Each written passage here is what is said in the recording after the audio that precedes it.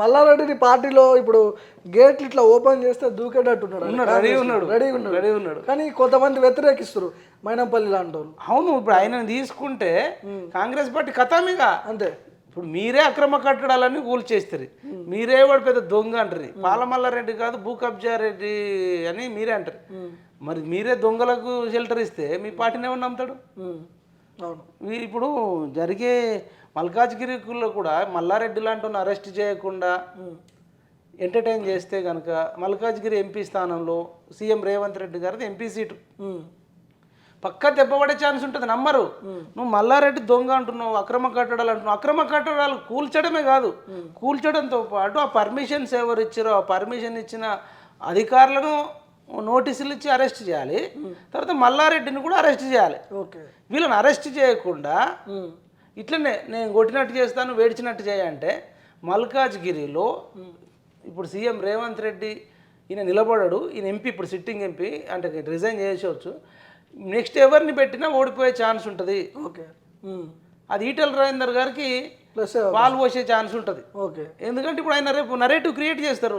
వీళ్ళు మల్లారెడ్డి రేవంత్ రెడ్డి ఒకటే, మల్లారెడ్డి రేవంత్ రెడ్డి వాళ్ళ అల్లుడు కొడుకు భద్రారెడ్డి రాజశేఖర్ రెడ్డి రేవంత్ రెడ్డి ఒకటే.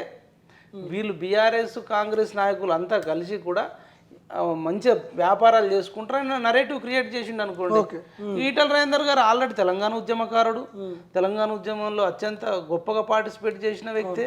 ఇప్పుడు మల్లారెడ్డి పెద్దగా చేసింది లేదు, రేవంత్ రెడ్డి గారు పెద్దగా చేసింది లేదు, కాబట్టి నాకు ఇది చెప్పుకోవడానికి ఉంటుంది. తర్వాత మొన్న కేసీఆర్ ఓడిపోవడంలో ఈటెల రాజేందర్ది చాలా పెద్ద రోలు.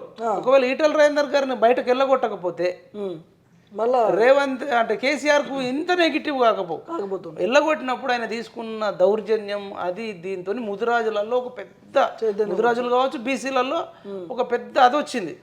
తర్వాత ఆయన ఓడించడం కోసం దళిత బంధు పెట్టిండు. దళిత బంధు ఓన్లీ హుజురాబాద్లోనే, దళిత బంధులో హుజురాబాద్లోనే ఇవ్వడం వల్ల మిగతా నియోజకవర్గాల్లో ఉన్న దళితులందరూ కూడా రివర్స్ అయిపోయారు. ఇటు బీసీలు ఇటు దళితులు. అంటే ఈటెల రాజేందర్ గారిని నెట్టేయడం వల్ల, నెట్టేసిన తర్వాత మళ్ళీ ఈటెల రాజేందర్ గారు గెలిచిర్రు. హుజురాబాద్లో కేసీఆర్ మీద గెలిచారు. దమ్ముంటే రాజీనామా చేయి కేసీఆర్ బొమ్మ పెట్టుకుని గెలిచినామని బాల్కా సుమన్, కేటీఆర్, హరీష్ రావు రెచ్చగొట్టారు. చలే చూద్దాం కేసీఆర్ ముఖం గొప్పదా ఈటెల రాజేందర్ ముఖం గొప్పదా ఉప ఎన్నికల్లో తెలుసుకుందామంటే ఇక అంటే ఇక సోషల్ మీడియా కావచ్చు మిగతా అందరూ కూడా ఆయనకు సపోర్ట్ చేసిర్రు. ఆయనకు కూడా ఫేత్ ఉన్నట్టుంది.